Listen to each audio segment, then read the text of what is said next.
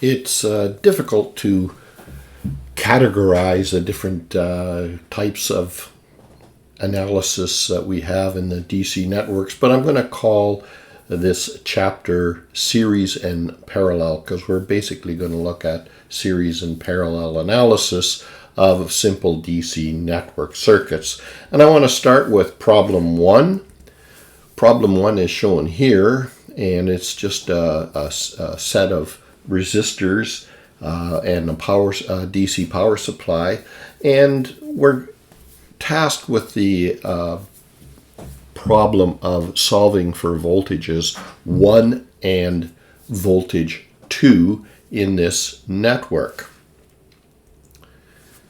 And just to make things a little bit easier for the analysis, at least this is what I like to do, and I like to rearrange the resistors. Haven't changed anything in the network, but I want to look at it this way. And you'll see as we go through the analysis that this is an easier way of looking at the problem. So we're going to look at this problem here, and we're going to start out by looking at the series resistors, a 4K and a 2K, and we know that we just have to add those two together to get the result, which is 6K ohm. The next group of resistors I want to look at is the ones we just looked at before that gave us the 6K ohm, and that is in parallel with the 3K ohm resistor. And we would like to replace that with one resistor in our analysis process, and 3K ohm in parallel with 6K ohm is just this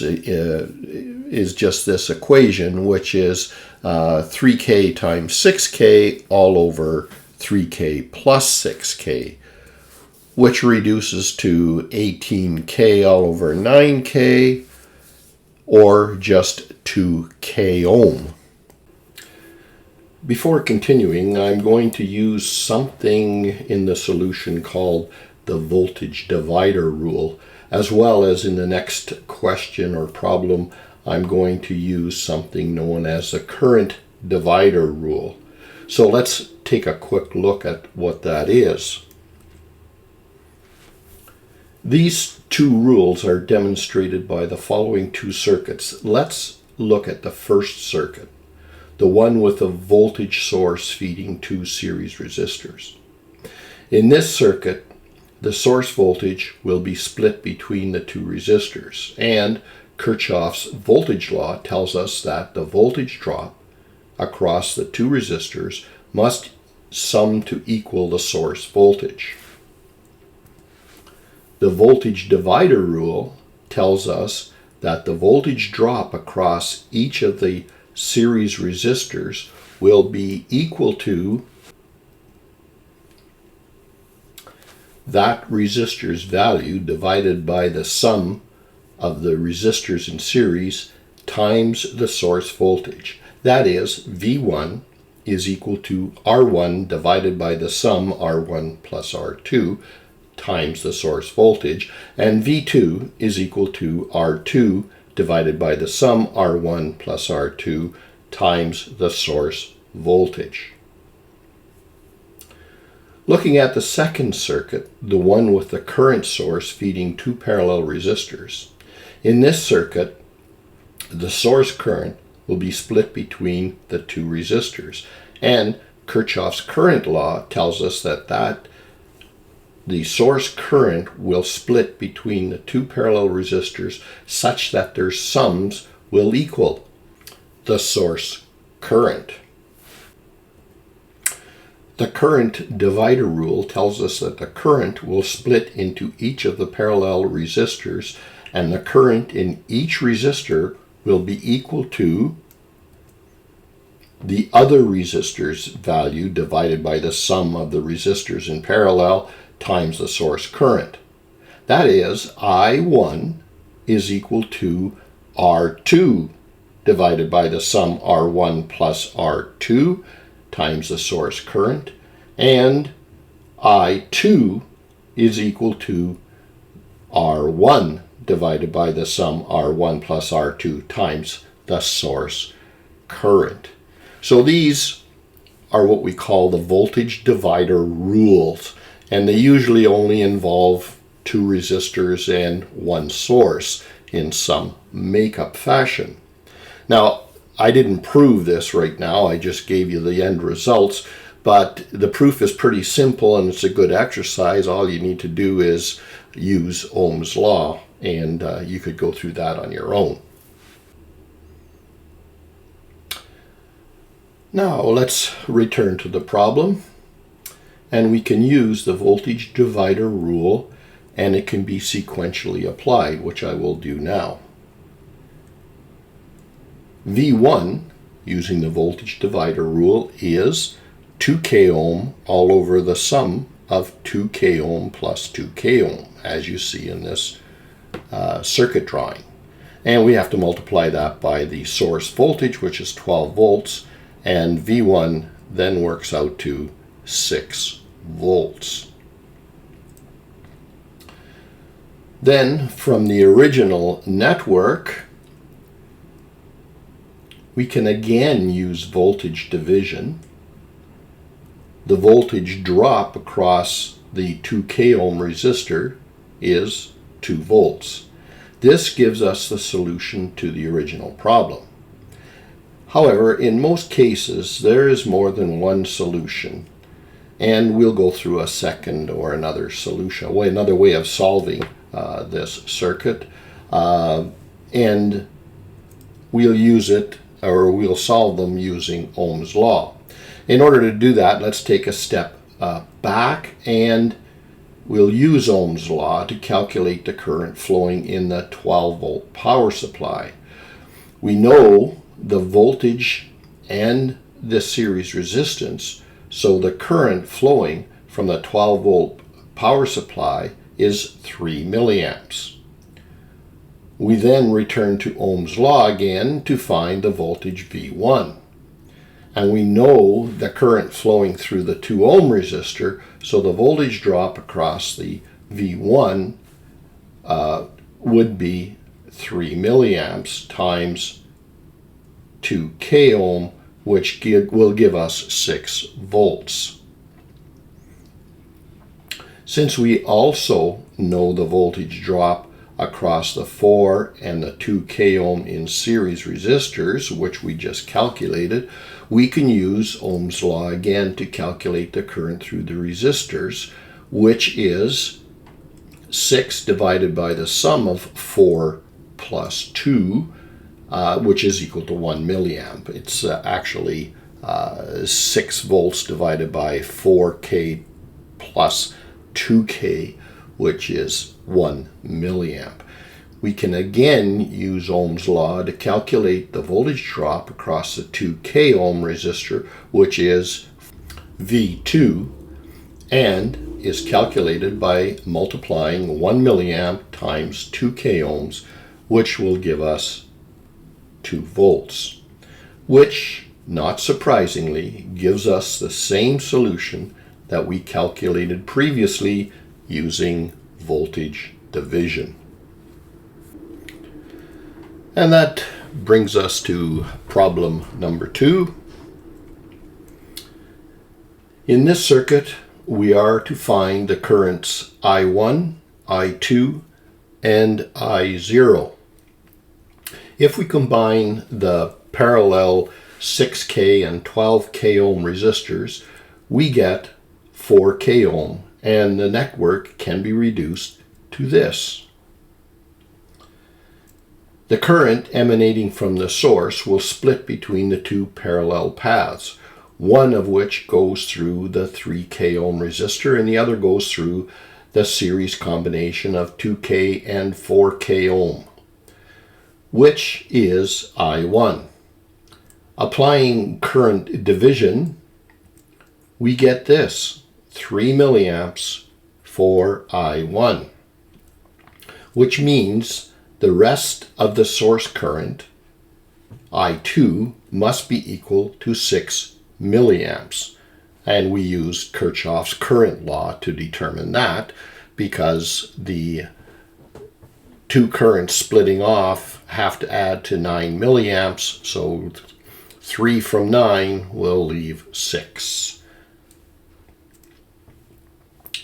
The circuit indicates that I1 is 3 milliamps will now be split between the two parallel paths defined by the 6 k ohm and the 12 k ohm resistors.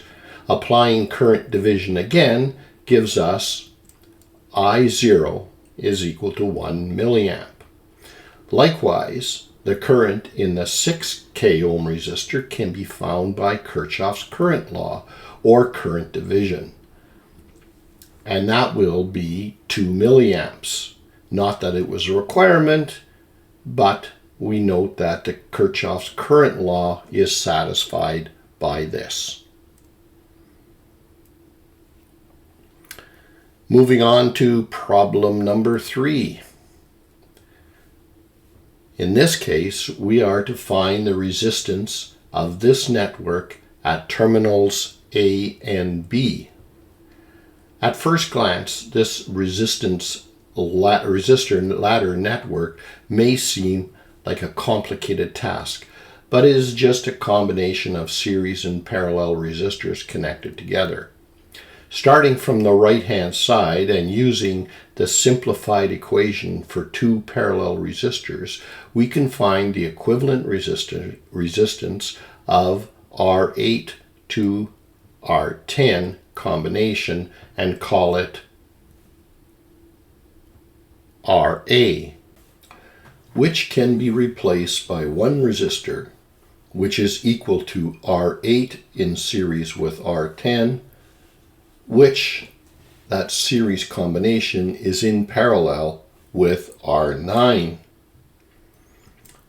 That means that RA is equal to R9 times the quantity R8 plus R10 all over the sum of R9 plus R8 plus R10, or 6 times the quantity 10 plus 2 all divided by 6 plus 10 plus 2, which is equivalent to 4 ohms. We can now redraw our circuit to look like this. And we find that RA is in series with R7. Therefore, the total resistance will be RA plus R7, which is equal to 4 plus 8, or 12 ohms. This resistive value of 12 ohms is now in parallel with R6 and can be calculated as RB, which is calculated similar to what we did in the previous slide. And then we end up by taking 6 times the series quantity 4 plus 8 all over 6 plus 4 plus 8, again is equal to, it works out to 4 ohms. And we can now redraw our circuit again, and we find that RB is in series with R5, therefore the total resistance will be RB is equal to, RB plus R5 is equal to 4 plus 4, which is equal to 8 ohms, as shown. This resistive value of 8 ohms is now in parallel with R4 and can be calculated similarly to what we did in the previous slide, and we end up with 4 ohms. The circuit can now be redrawn like this, and you can start to see a similarity as we go through the steps. RC is in series with R3, therefore the total resistance of those two resistors are 8 ohms as shown. This resistive value of 8 ohms is now in parallel with R2, from which we can calculate RD, which is equal to 4 ohms. We redraw our circuit and RD is in series with R1. Therefore, the total resistance will be RD plus R1, or 6 plus 4, which is equal to 10 ohms as shown. When the combinational resistive network such as this, comprising of 10 individual resistors connected together in series and parallel combinations, it can be replaced by one single equivalent resistor, in this case, is equal to 10 ohms. When solving any combinational resistor circuit that is made up of resistors in series and parallel branches, the first step we need to take is to identify the simple series and parallel resistor branches and replace them with equivalent resistors. This step will allow us to reduce the complexity of the circuit and help us transform a complex combinational resistive circuit into a single equivalent resistance, remembering that series circuits are voltage dividers and parallel circuits are current dividers. For problem number 4, let's take a look at a similar circuit, maybe a little bit more complex, but it's going to be solved the similar way that we did the last circuit. In this circuit, we are to find the resistance of this network at terminals A and B. Starting at the opposite end of the network from the terminals A and B, we begin looking for resistors that can be combined. For example, resistors that are in series or in parallel. Note that none of the resistors in the middle of the network can be combined in any way. However, at the right-hand edge of the network, we see that the 6 and 12 ohm resistors are in parallel, and their combination is in series with the 2K ohm resistor. This combination of 6K in parallel with the series 12K plus 2K gives us 6K ohm, which is in parallel with the 3K ohm resistor, which gives us an equivalent resistance of 2K ohm. We can now redraw the circuit to look like this.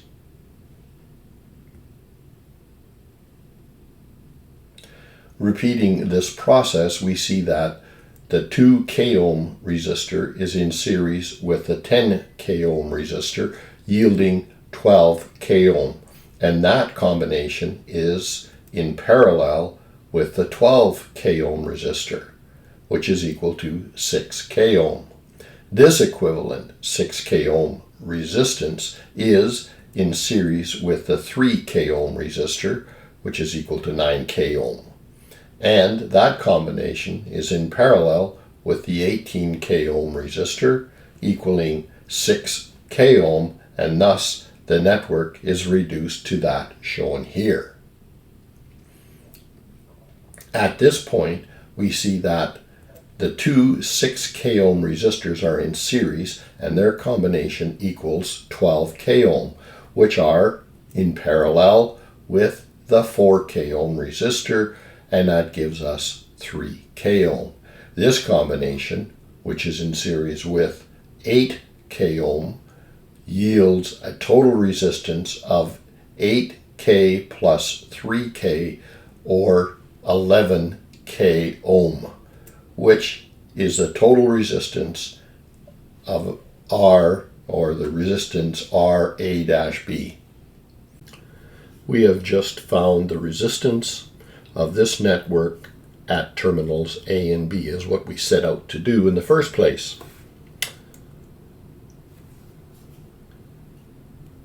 Moving on to problem number 5.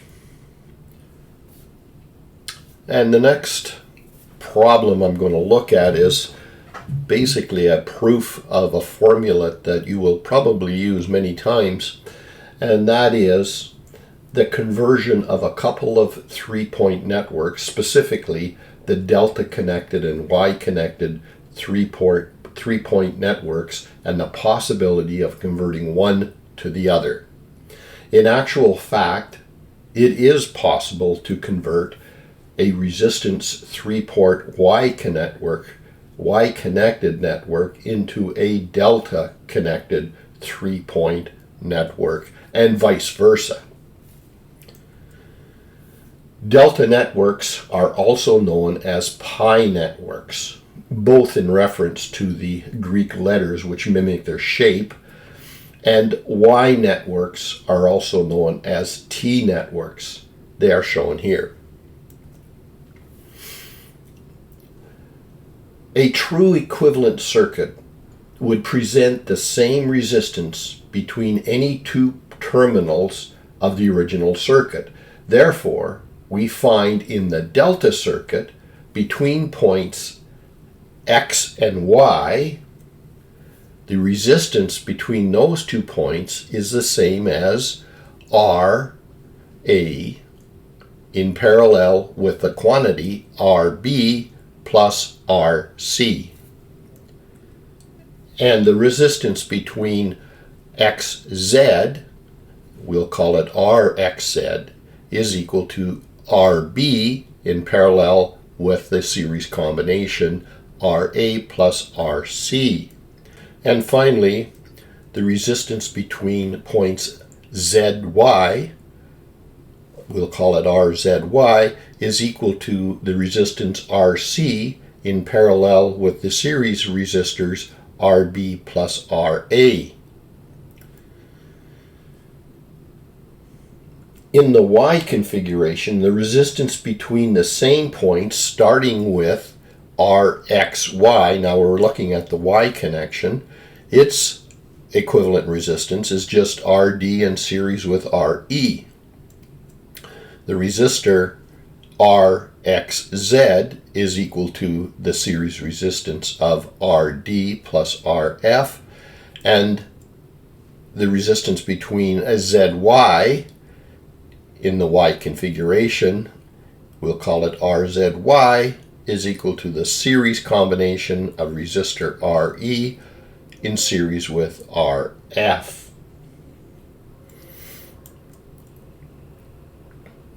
Now, in order to convert the delta to the Y, we have to assume that the first two equations are equal to each other. In other words, RXY, besides being equal to RD plus RE, it must equal RA in parallel with the quantity RB plus RC. And similarly, in the next pair of equations, that has to hold true, that the RXYs have to, the RXZs have to remain the same.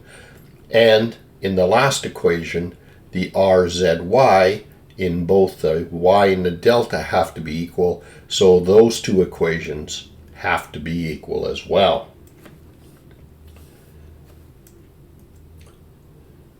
Note that we have three equations in three unknowns: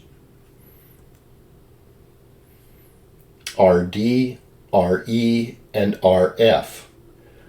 We know what RA, RB, and RC is because that's given as a delta and we're trying to convert it to the Y configuration. So the only unknowns that we have are RD, RE, and RF. Thus, we can solve the equation using a term elimination process. If we subtract equation 3 from equation 1, we eliminate the second resistance, RE, and arrive at a difference between the first and the third unknown resistances of the quantity RD minus RF. Now let's bring down equation 2 and add it to the result we have from the previous equation, and we get 2RD is equal to RA parallel with the quantity RB plus RC plus RB parallel with RA plus RC minus RC parallel with the quantity RB plus RA. Let's expand the three parallel terms on the right-hand side of the equation, and we get this great big long multiple fractional equation. And we're going to come to a simpler solution, but we're just getting this combination here on the road to the solution. As you can plainly see, we have a common denominator. RA plus RB plus RC. So we will put it as a common denominator and have just one big fraction. In the numerator, we have the terms RB, RC canceling out because we have a positive RB, RC and a negative RB, RC. Also, the terms RA, RC cancel out because we have a positive and negative of each of them. So that simplifies our fraction somewhat, and that's going to leave us with 2RD is equal to 2 times RA, RB all over our common denominator, RA plus RB plus RC.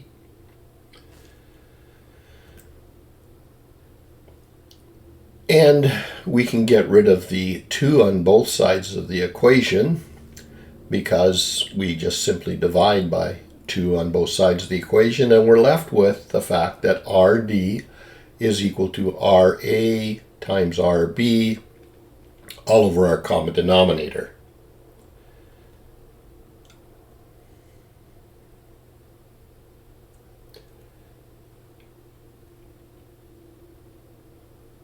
Now, we could go through the similar process by subtracting the equations in a different way, or the different equations. We subtract one from the other, and we will be left with the fact that RE is equal to RA over RA times RC all over our common denominator, and RF is equal to RB times RC all over the common denominator.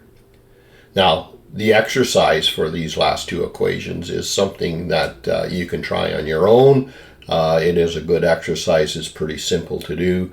I'm not going to go through it, but suffice it to say, these three resistances now can be used in our Y-connected system, and we know what RA, RB, and RC is, because that's what makes up our delta system, so we can convert one to the other using these equations.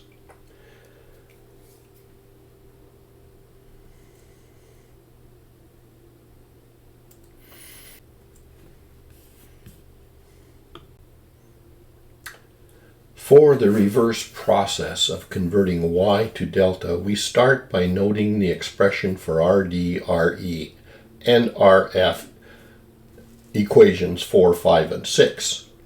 If two of these equations are divided, a single equation for RA, RB, or RC will result. For example,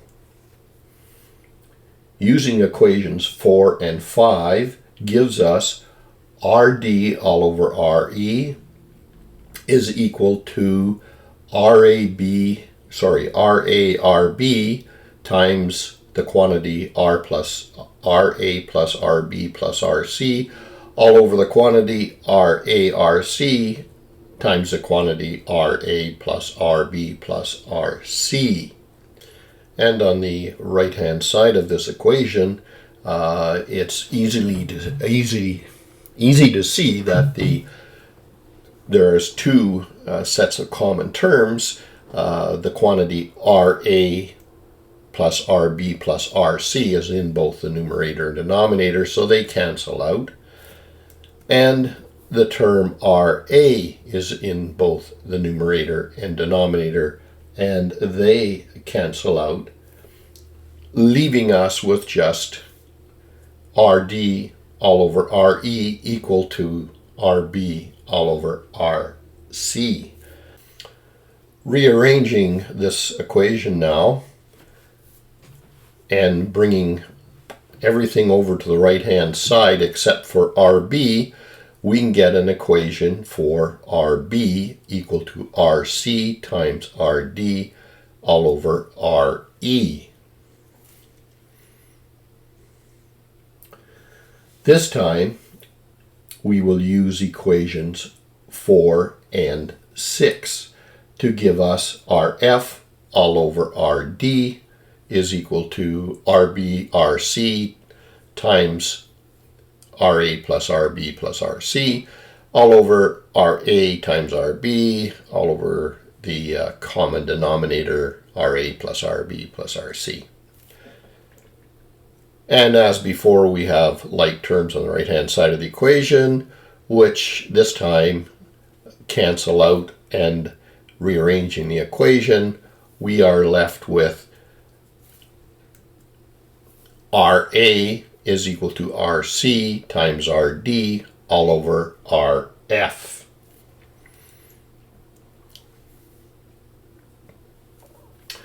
Using equation number 4, we can replace the quantities RA and RB because we just solved for those. And we can find that RD would be equal to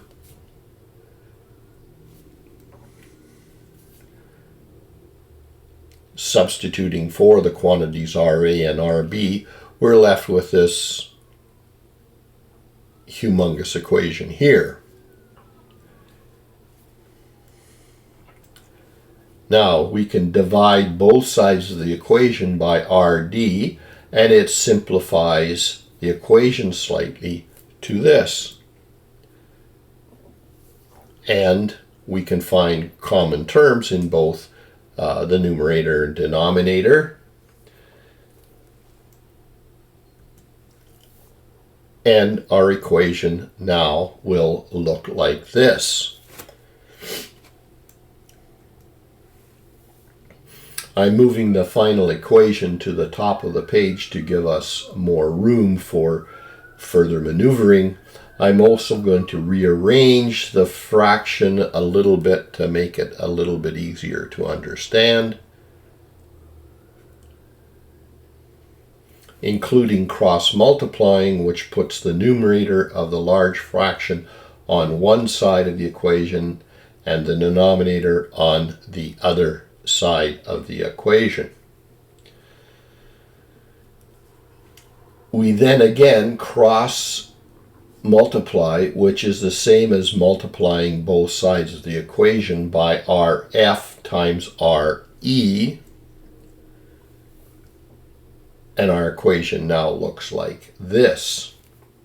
We can remove the denominator from both fractions on the right-hand side of the equation because they cancel out with like terms in the numerator, further simplifying our equation to this. And finally, we will now rewrite the equation, dividing both sides of the equation by RD, which gives us a solution for RC. And with a similar type of calculation, which is a good exercise that I'll leave with you to do, we can find the values for RA and RB, which I've shown here. So, summarizing, we have a method of converting a delta configuration of resistors into a Y configuration of resistors, and a method of converting a Y configuration of resistors into a delta configuration of resistors. In the first case, on the left, we know RA, RB, and RC, and we have an equation for RD, RE, and RF. Subsequently, on the right, we know RD, RE, and RF because we are converting from a Y to a delta in that case, and we now have the equation to find RA, RB, and RC. Problem number 6. This problem is going to give us an opportunity to use our delta to y and y to delta configuration conversions. So in this circuit, we are to find the resistance of this network at terminals A and B. An examination of the network indicates that there are no simple series or parallel combinations of resistors in this network. However, if we redraw the network without changing anything in this form, we find that the network has two deltas back to back. If we apply the delta to y transformation to either delta, the network can be reduced to a circuit in which the various resistors are either in series or parallel. Employing the delta to y transformation in the upper delta, we find the value of the y elements using the following equations, which we've already seen. R1 is equal to 3 k ohm. R2 is equal to 2 k ohm. And R3 is equal to 6 k ohm. Our circuit will now look like this.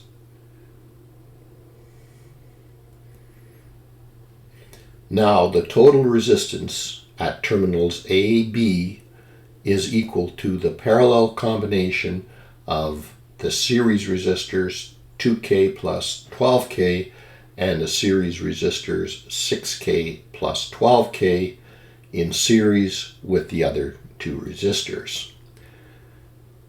And our equation would become this: R subscript AB is equal to 4 k ohm plus 3 k ohm plus the quantity 2 plus 12 in series k ohm in parallel with 6 plus 12 k ohm and plus 2 k ohm.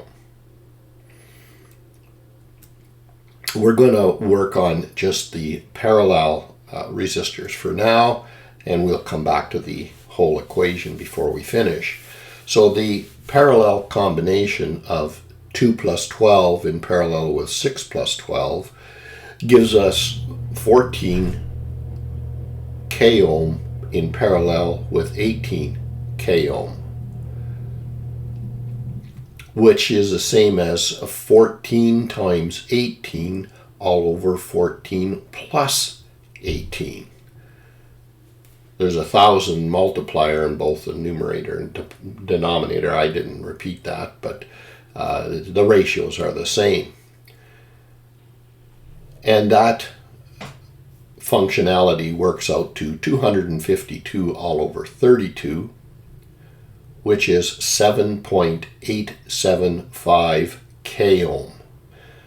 And if we return to the original equation and return those values, we now have R subscript AB is equal to 4 k ohm plus 3 k ohm plus 7.875 k ohm plus 2 k ohm, which gives us the one resistor value of 16.875 k ohm. The total network can now be replaced by one resistor whose value is equal to 16.875 thousand ohms. Returning to our original network, if we had applied the delta to y transformation to the lower delta, we can find the value of the y elements, again using the same equations with different values, of course, because now we're looking at the bottom of the network, the bottom delta of the network. R1 will equal 4 k ohm, R2 will equal 4 k ohm, and R3 will equal 4 k ohm. So we can now replace that bottom delta network with the Y network that we just solved for R1, R2, and R3. And the circuit will look like this. Now, the total resistance, RAB, is equal to 4k ohm plus the quantity, the parallel quantity of 6 plus 4k ohm in series in parallel with 18 plus 4k ohm plus 4k ohm plus 2k ohm. Now, as we did before, we're only going to concentrate on the parallel value here inside that equation, and we'll return the rest of the equation once we've gone through this small complex calculation. So this parallel combination is actually the same as 10k ohm in parallel with 22k ohm, which gives us 10k ohm times 22k ohm all over 10k ohm plus 22k ohm. Works out to 220 over 32, and that is equal to 6.875 k ohm. Now returning the rest of the equation, RAB is equal to 4k ohm plus 6.875 k ohm plus 4k ohm plus 2k ohm, which gives us 16.875 thousand ohms, which, not surprisingly, is the same answer we got when we dealt with the top delta conversion, because it doesn't matter what happens with how we deal with the resistors in this network, as long as we follow the rules set out for transformation. All we want is the one resistor looking in from A and B, and it must be the same, which it is. Problem number 7. In problem number 7, we are to find all the currents and voltages in this network. As you can see, there are 3 voltages and 6 currents flowing in this system.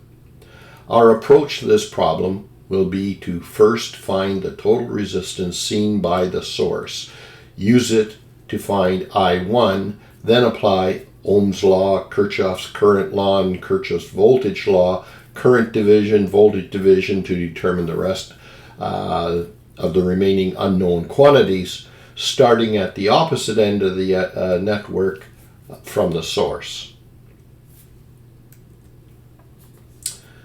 The 2k ohm and 4k ohm resistors are in series, which is simple.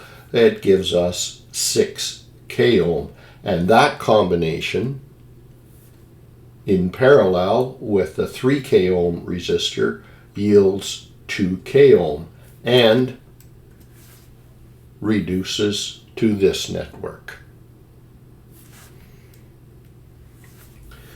Continuing with the same approach, the 10k and 2k ohm resistors are in series, which gives us 12k ohm.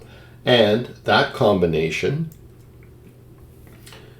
is in parallel with the 6k ohm resistor, yielding 4k ohm. Continuing again with the same logic, the resultant 4k and existing 4k ohm resistors are in parallel, which gives us 2k ohm and reduces the network to look like this. Now, I1 and V1 can easily be obtained using Ohm's law. I1 is equal to 48 divided by the series resistance of 2k plus 2k, which equals 12 milliamps. And V1, using Ohm's law, V1 is 2k ohm times I1, or 12 milliamps, to equal 24 volts. Or you could use voltage division to obtain the same answer. Here it is. V1 is equal to 24. Now let's reversing the process on our way to returning to the original circuit, and once V1 is known, 24 volts, I2 and I3 can be obtained using Ohm's law. I2 is equal to V1 all over 4K ohm, or 6 milliamps. I3 is V1 over 6K ohm, or 4 milliamps. I4 can be obtained using Kirchhoff's current law at the node A. I1 is equal to I2 plus I3 plus I4, which rearranged gives us I4 in terms of I1 minus I2 minus I3. I4 can now be calculated and is equal to 2 milliamps.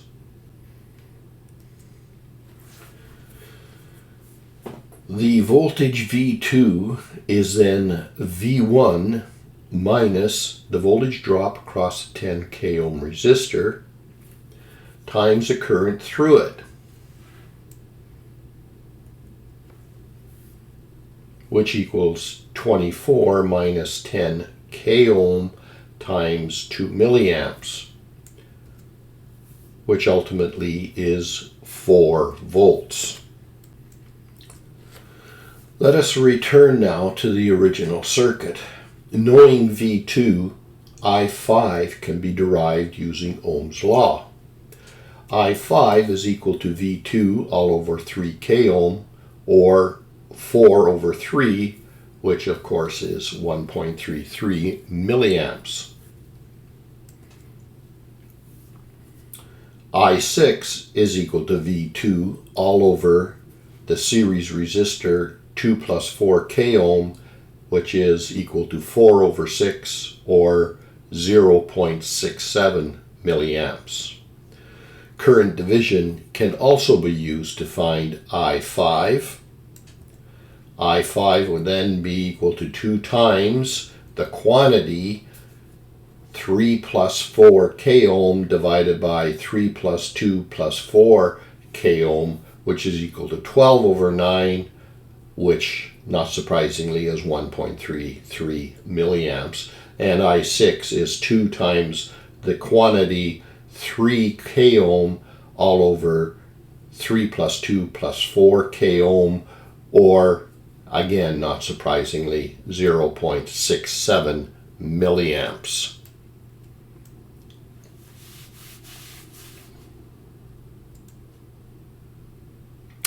Finally, V3 can be obtained using Kirchhoff's voltage law or voltage division.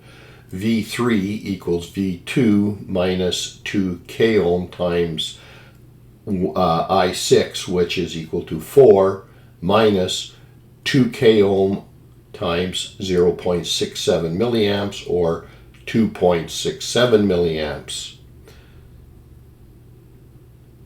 Or you can say V3 is equal to 4 times 4K ohm all over the series resistors 4 plus 2K ohm, which is equal to 2.67 milliamps.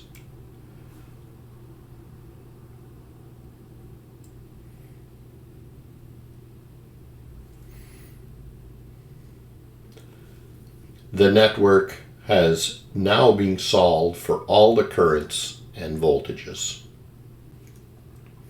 Moving on to problem number 8. In this network, the current in the 4K ohm resistor is 3 milliamps. And knowing that, we are to find the voltage of the source, Vs. So we start out the network by labeling all of the currents and voltages. Now, given that the 3 milliamp current in the 4K ohm resistor, the voltage V1 can be calculated, which is equal to 3 milliamps times 4K ohm, or 12 volts. Now, knowing V1, I1 and I2 can be obtained using Ohm's law. I1 is V1 all over 6K ohm, or 12 volts all over 6K ohm, or 2 milliamps. I2 is equal to V1 all over the series combination of 9 plus 3K ohm, which is equal to 12 volts divided by 12K ohm, which is equal to 1 milliamp. Applying Kirchhoff's current law at node B, we get I3 is equal to 3 milliamps plus I1 plus I2, which is equal to 3 milliamps plus 2 milliamps plus 1 milliamp, or 6 milliamps. Then, using Ohm's law again, V2 is equal to I3 times 1K ohm, or 6 volts. V3 is equal to V2 plus V1, or 6 plus 12, equal to 18 volts. Then I4 is equal to V3 all over 2K ohm, or 9 milliamps.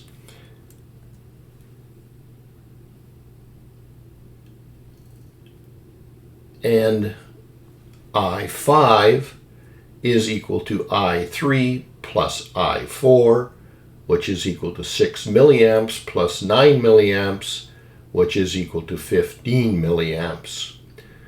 Again, using Ohm's law, V4 is equal to 2K ohm times I5, which is equal to 30 volts. And finally, the source voltage, Vs, is equal to V4 plus V3, which is equal to 30 volts plus 18 volts, or 48 volts, which is what we set out to find, so that problem is solved. Moving on to problem number 9.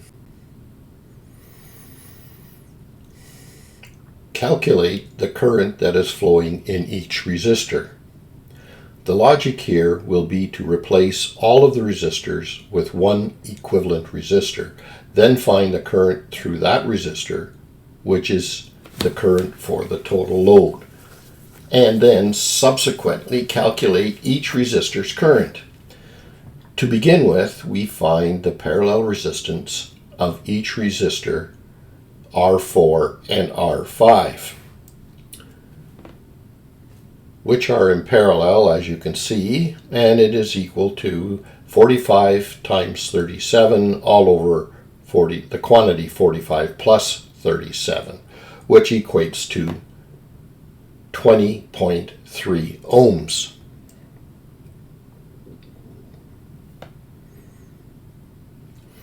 We replace that parallel combination with its equivalent single resistor. Now we work out the resistance in each of the parallel branches. For the top branch, the resistance is equal to the sum of resistors 2 and 3, which equals 100 ohms. For the bottom branch, it is equal to the sum of resistors R4 in parallel with R5 plus R6, which equates to 95.3 ohms. We could now replace that circuit and it would look like this.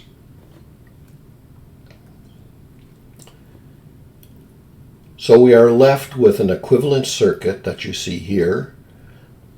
All that is left to work out with is the effective resistance of the parallel combination of resistors R4 in parallel with R5 plus 6, and we've calculated that before, plus R2 plus R3, which, as you can see, is equal to 95.3 ohms times 100 ohms all over the quantity 95.3 ohms plus 100 ohms, which reduces to 48.8 ohms.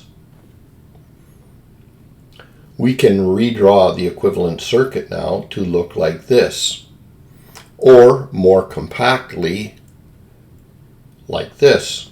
So the total circuit resistance is 48.8 plus 80, which is equal to 128.8 ohms. The equivalent resistor will now look like this, which is a very simple circuit of one resistor in series with a power supply. The total current supplied to the load now is given by Ohm's law, which we simply put the supply voltage over the single resistor, and we find that the current is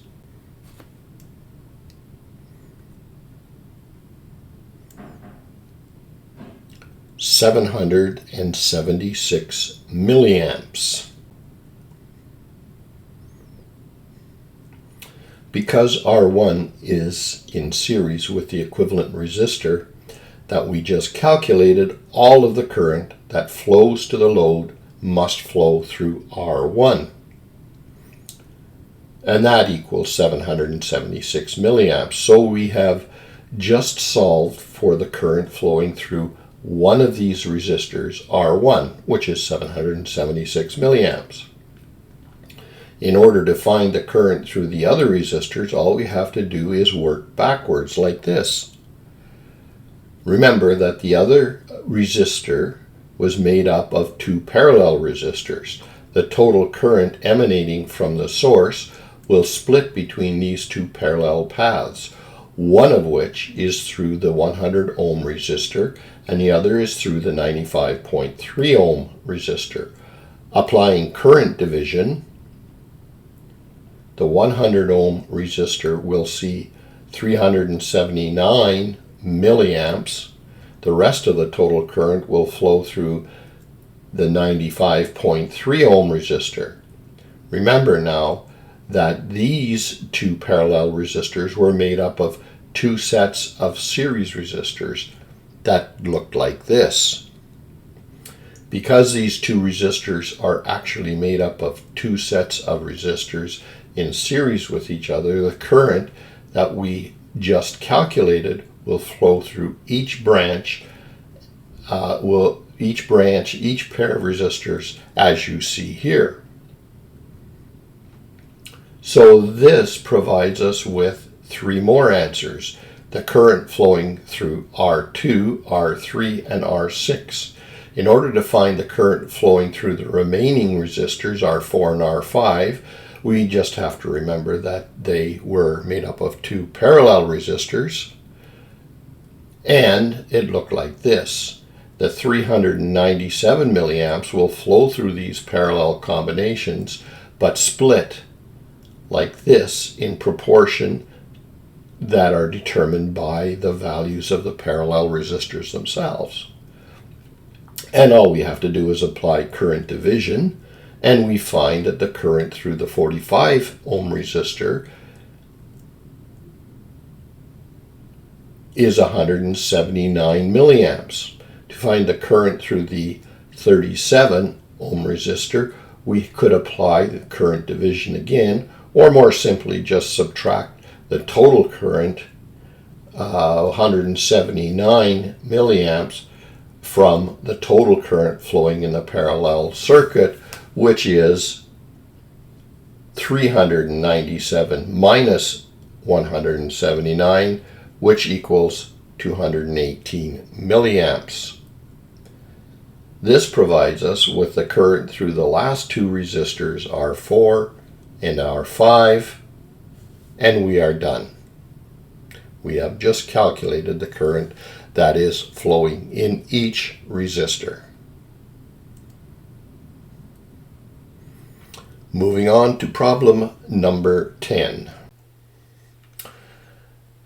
A direct current circuit, the network you see here, contains 19 resistors arranged as shown and is connected to a power supply of 460 volts DC.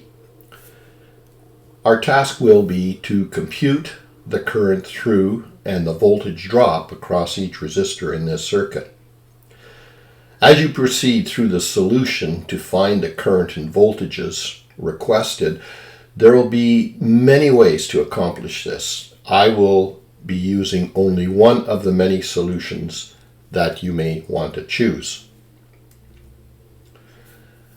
The first step is to label all the sections and mark the direction of current through each resistor.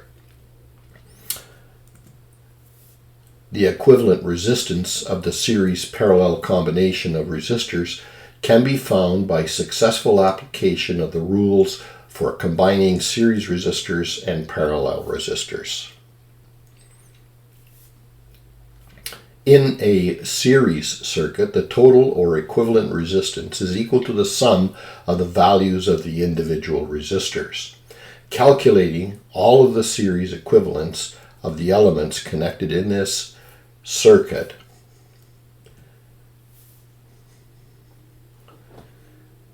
from D to E, the resistance DE is equal to R13 plus R14. From C to G, the total resistance is equal to R7 plus R8. And from G to F, the total resistance will be the series pair of R10 plus R11. Replacing these series resistors with a single resistor or a single equivalent resistor, our circuit will now look like this. Now, let's work on the parallel resistors.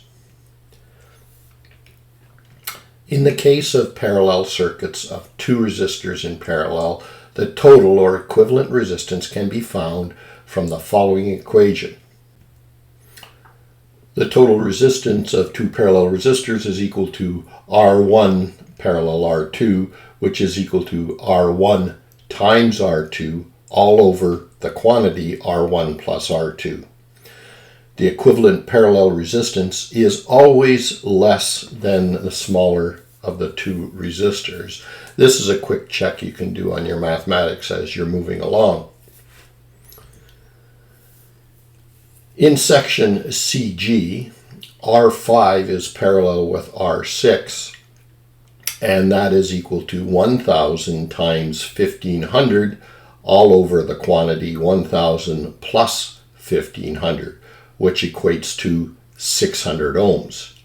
Section CG now consists of two 600 ohm resistors in parallel. In a case of a circuit of N equal resistors in parallel, the total or equivalent resistance can be determined simply by the following equation. The equivalent resistance is equal to R divided by N, where R is the resistance of each of the parallel resistors and N is the number of resistors connected in parallel. For section CG, the resistance between CG is equal to 600 divided by 2 or 300 ohms, and the equivalent circuit now looks like this. For section BC, the resistance is equal to 100 divided by 3, which is equal to 33.5 ohms. For section EF, the resistance is equal to 104 divided by 2, or 52 ohms. For section GF, the resistance RGF is equal to 600 divided by 2, or 300 ohms. In a circuit of 3 or more unequal resistors in parallel, the total equivalent resistance is first found by finding the reciprocal of the equivalent resistance, which is equal to the sum of the reciprocals of the individual resistance values, or over the equivalent resistance is equal to 1 over R1 plus 1 over R2 plus 1 over R3, etc., up to 1 over Rn. The equivalent parallel resistance is always less than the smallest value of resistor in the parallel combination.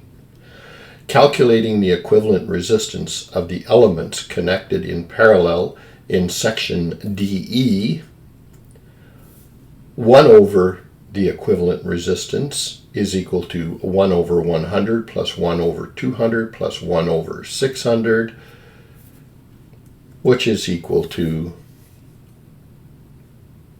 60 ohms.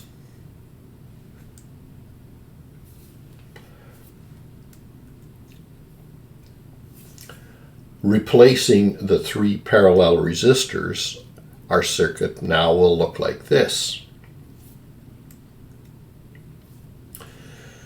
Calculating the resistance between DE, we have 240 in parallel with 60, which is equal to 240 times 60, all divided by the quantity 240 plus 60, which leaves us with 48 ohms. And the equivalent circuit now becomes this. Definitely getting simpler. We now combine the remaining resistances to obtain a total equivalent resistance. Combining the resistances between A and B and C, we get 20 plus 33 1/3, which equals 53 1/3 ohms. The resistance between C and F is just 300 plus 300, which is equal to 600 ohms. And the resistance between C and F is 20 plus 48 plus 52, or 120 ohms. The series parallel circuit now looks like this, and the final equivalent resistance is equal to 53 1/3 plus 600 ohms in parallel with 120 ohms, or 153 1/3 ohms, giving the equivalent circuit that you see here. We have now reduced our total circuit to one equivalent resistor. And we compute the total line current using Ohm's law. So the current, I1, is equal to the power supply voltage all over the equivalent resistance that we just calculated, and that is 460 all over 153 1/3, which equates to 3 amps. We are now in a position to compute the current through and the voltage drop across each resistor in the original circuit.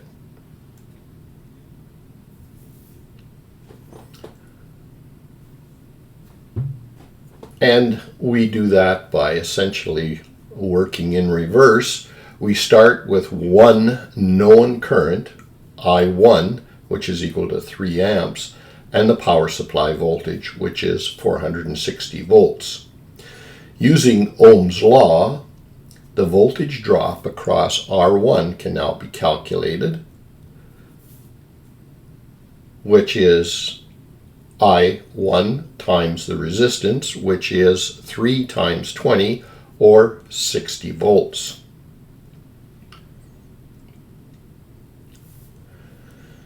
Because the current must split equally into 3 identical resistors, then, using current division, I4 will equal to I3 will equal to I2, which is equal to 1/3 times 3, which is 1 amp.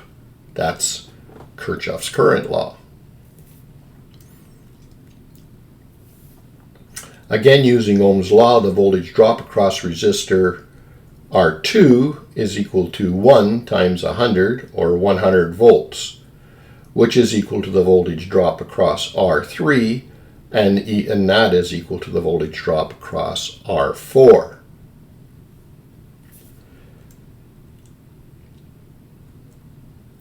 The voltage drop across CF, the total distance between CF, can be calculated. The supply voltage, E, minus the voltage drop across AB plus BC, or 460 minus the quantity 60 plus 100, is equal to 300 volts.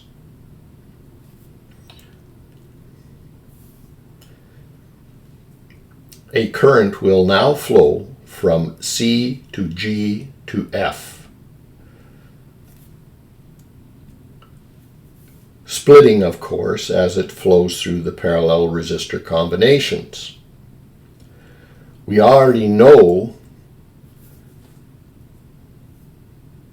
the parallel resistance C to G, and that's 300 ohms, and we already know the parallel resistance G to F is also 300 ohms. Therefore, the total resistance from C to F is 600 ohms.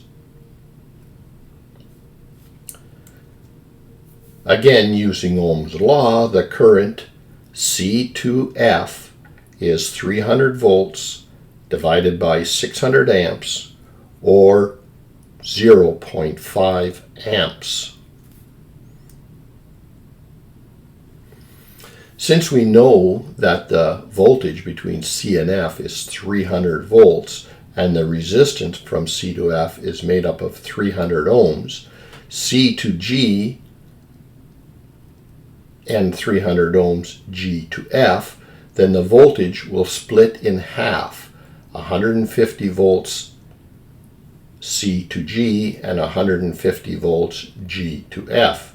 That means the voltage drop across R5, R6, and R9 is equal to 150 volts. We can now use Ohm's law to calculate the current through these resistors. IR9, or the current through R9, is 150 divided by 600, or 0.25 amps. The current through R5 is equal to 150 all over 1,000, which is equal to 0.15 amps. And the current through resistor R6 is equal to 150 all over 1,500, which is equal to 0.1 amps. The total of IR5 and IR6 currents is 0.25 amps, which means the current through R7 and R8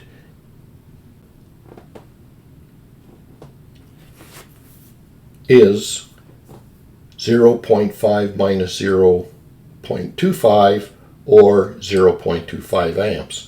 We can now use Ohm's law to calculate the voltage drop across these resistors.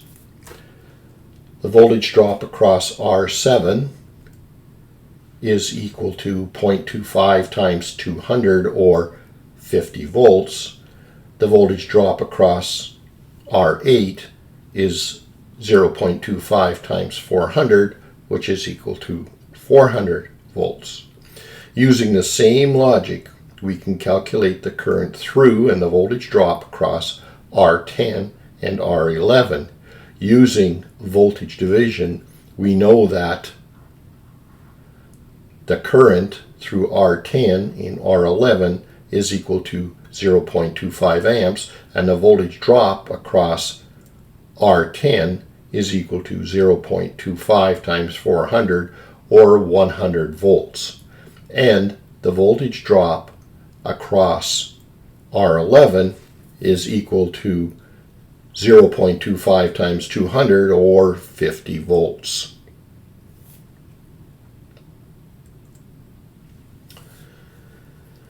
Kirchhoff's current law states that the algebraic sum of currents entering a node or a junction of the circuit is equal to the algebraic sum of currents leaving that node or junction.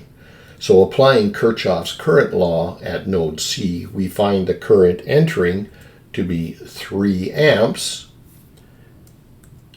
and the current flowing down is 0.5 amps. Then the current I12 must be 3 minus 0.5, which is 2.5 amps.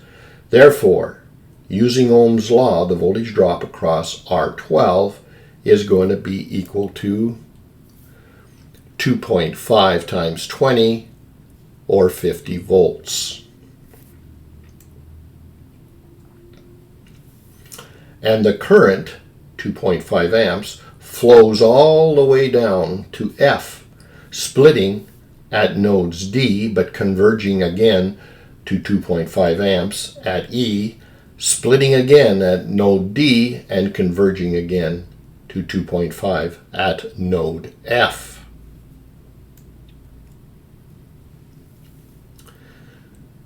We're going to go back to a circuit that we saw just a few slides back.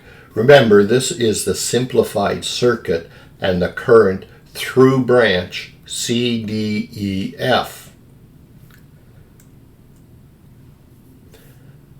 And the current there is 2.5 amps. And the voltage drop from D to E, according to Ohm's law, is 48 times 2.5, or 120 volts.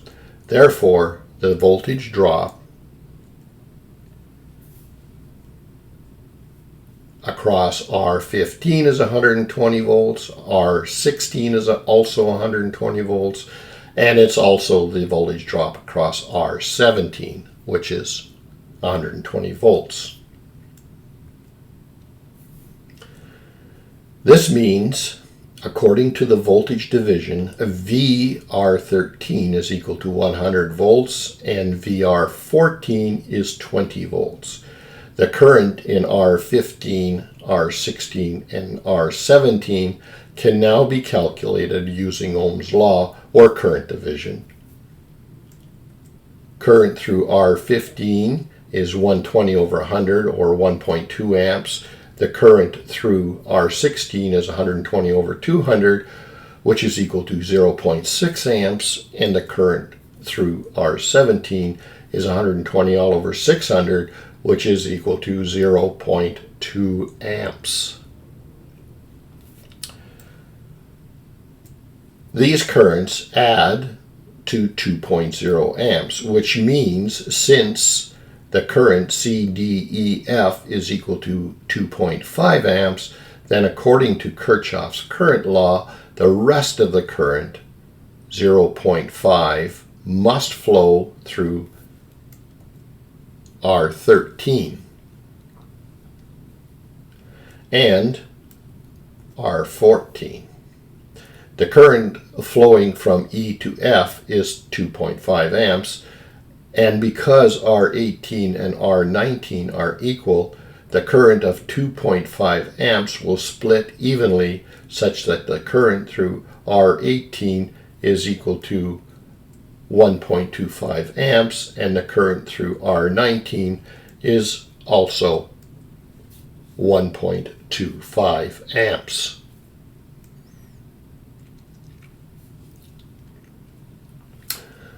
The last thing we need to calculate is the voltage drop across resistors 18 and 19. For that, again, we use Ohm's law. V, or the voltage drop across R18, is equal to 1.25 times 104. That gives us 130 volts. And the voltage drop across R19 is also 1.25 times 104 for 130 volts.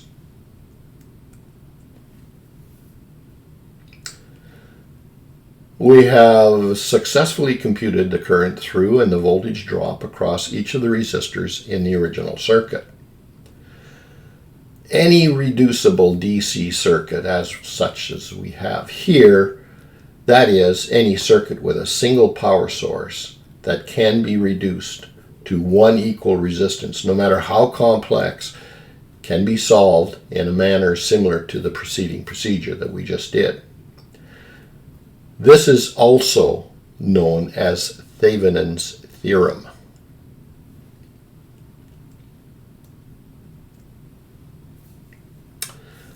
That brings us to problem number 11. The next two problems we'll be working with are circuits known as bridge networks. In working with the next example, we're going to use a specialized bridge network known as a Wheatstone bridge. A Wheatstone bridge is an electrical circuit used to measure an unknown electrical resistance by balancing two legs of a bridged circuit, one leg of which includes the unknown component.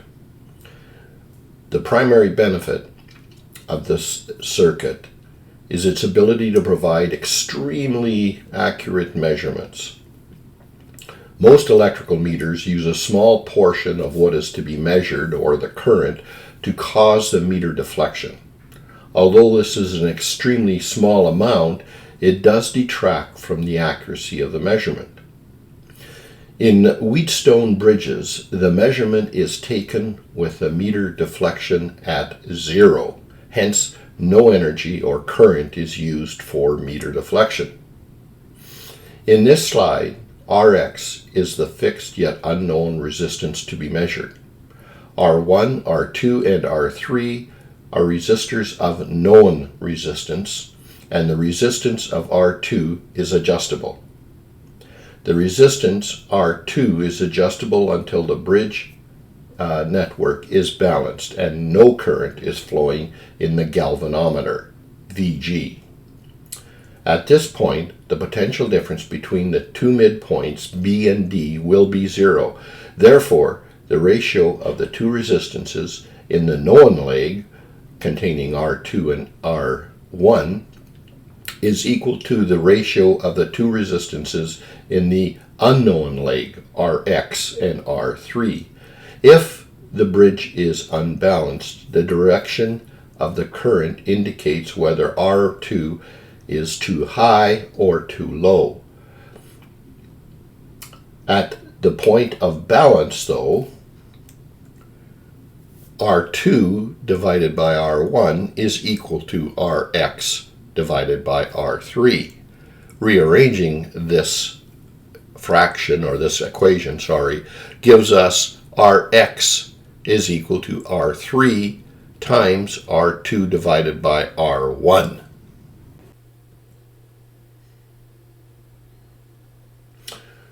Proving these equations is an exercise in itself and worthwhile going through using Kirchhoff's laws. First, Kirchhoff's current law is used to find the current in junction B. I3 minus Ix plus Ig is equal to 0, and in junction D, I1 minus I2 minus Ig is equal to 0. Then, Kirchhoff's voltage law is used to find the voltage drops around loop ABDA,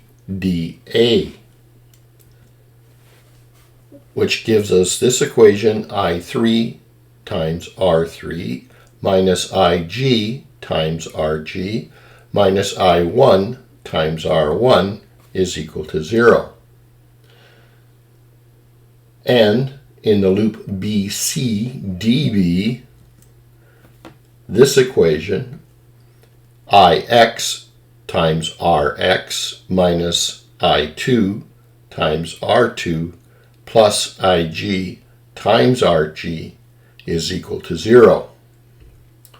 When the bridge is balanced, then Ig is equal to 0. So the second set of equations can be rewritten as I3 times R3 is equal to I1 times R1. And Ix times Rx is equal to I2 times R2. Then we take the first equation and divide it by the second equation, giving us this new equation, which we can rearrange in this fashion. When Ig is equal to 0, I3 is equal to Ix, and I1 is equal to I2. Therefore, we can cancel out the terms I3, I2 over I1 and Ix. They cancel out of the equation. Rx is now given as Rx is equal to R3 times R2 all over R1, which is what we set out to prove in the first place.